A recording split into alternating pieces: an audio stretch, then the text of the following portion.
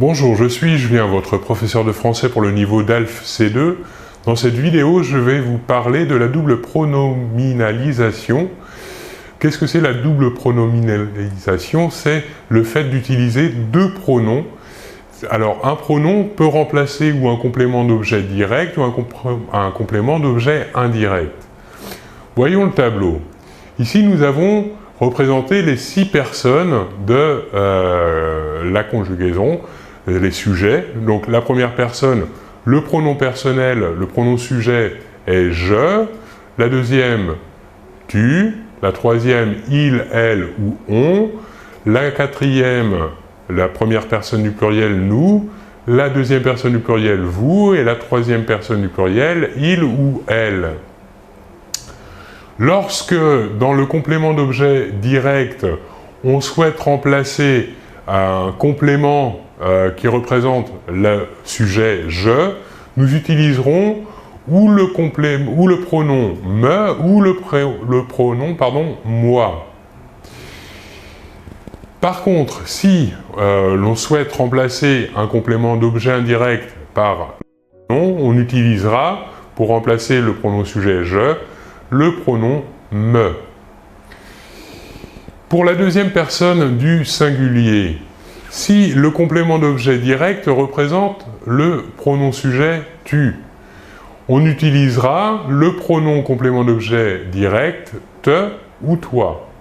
Par contre, si l'on souhaite remplacer un complément d'objet indirect, pour la deuxième personne du singulier, nous utiliserons le pronom complément d'objet indirect « te ». Pour la troisième personne du singulier, lorsque le complément d'objet direct représente la troisième personne du singulier, mais masculin, c'est-à-dire « il », on utilisera le pronom complément d'objet direct, ou « le » ou « l', si le verbe qui suit commence par une voyelle.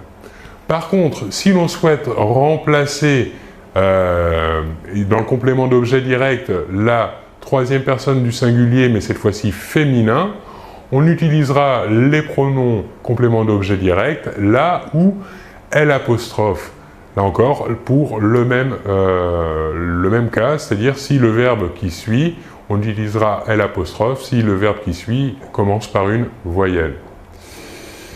Si par contre, on souhaite remplacer un complément d'objet indirect pour la troisième personne du singulier, on utilisera le pronom complément d'objet indirect « lui », autant pour le masculin que pour le féminin.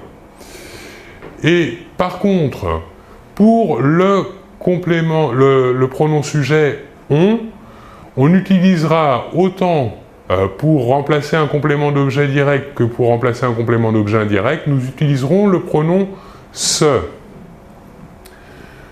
Passons maintenant aux 3 dernières personnes du pluriel. Si le complément d'objet direct représente le pronom sujet « nous », le pronom complément d'objet direct que nous utiliserons sera également « nous ». Et la même chose si nous utilisons un pronom complément d'objet indirect pour remplacer un complément d'objet indirect qui représente la première personne du pluriel « nous », nous utiliserons, là encore, le pronom complément d'objet indirect « nous ». De même cas exactement pour la deuxième personne du pluriel, si nous souhaitons remplacer dans la phrase ou un complément d'objet direct ou un complément d'objet indirect qui représente le pronom sujet « vous », on utilisera les pronoms compléments d'objet indirect et les pronoms compléments d'objet direct « vous ». Passons maintenant à la troisième personne du pluriel. Donc « il » ou « elle », le pronom sujet. Si l'on souhaite remplacer dans la phrase le complément d'objet direct qui représente ces troisième personne du pluriel, autant au masculin qu'au féminin, on utilisera le pronom COD, les. Par contre, si l'on souhaite remplacer dans la phrase un complément d'objet indirect, qui représente là encore la troisième personne du pluriel, nous utiliserons cette fois-ci le pronom complément d'objet indirect, leur. Voyons des exemples. Premier exemple. Marion donne des fleurs à André. Ici, dans la phrase, nous allons remplacer des fleurs. Des fleurs ici est complément d'objet direct du verbe donne et il représente ici la troisième personne du pluriel. En effet, des fleurs est ici, fleur est pluriel et est féminin. Donc, si l'on remplace le complément d'objet direct des fleurs par le pronom complément d'objet direct, nous utiliserons le pronom complément d'objet direct les et nous le positionnerons avant le verbe. Donc l'exemple va devenir Marion les donne à André. Voyons un deuxième exemple maintenant avec un complément d'objet indirect. Amandine téléphone à sa sœur. À sa sœur, ici, est le complément d'objet indirect du verbe téléphone. Il est ici, il représente ici la troisième personne du singulier. Donc nous remplacerons le complément d'objet indirect par le pronom lui. Donc l'exemple va donner Amandine lui téléphone. Voyons un troisième exemple. Je donne des fleurs à Cécile. Donc ici, dans la phrase, nous avons un complément d'objet direct, des fleurs, qui est ici à la troisième personne du pluriel, et un complément d'objet indirect à Cécile, qui est ici à la troisième personne du singulier.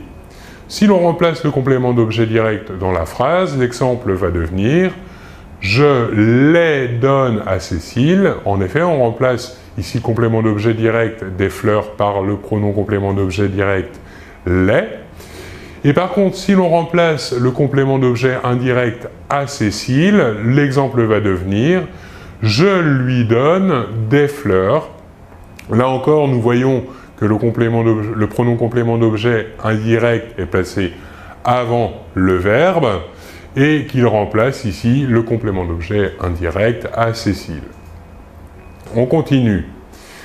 On peut dans la phrase remplacer en même temps le complément d'objet indirect et le complément d'objet direct par des pronoms complément d'objet indirect et des pronoms complément d'objet direct. Donc les deux se positionneront avant le verbe. Par contre, il faut connaître l'ordre des pronoms. En effet, en français, le pronom complément d'objet indirect sera suivi du complément d'objet direct. En effet, en première position, le pronom complément d'objet indirect et en deuxième position, le pronom complément d'objet direct. Attention, nous verrons qu'il y a quelques exceptions. Voyons un exemple avec cette règle générale. Pierre me donne un cadeau.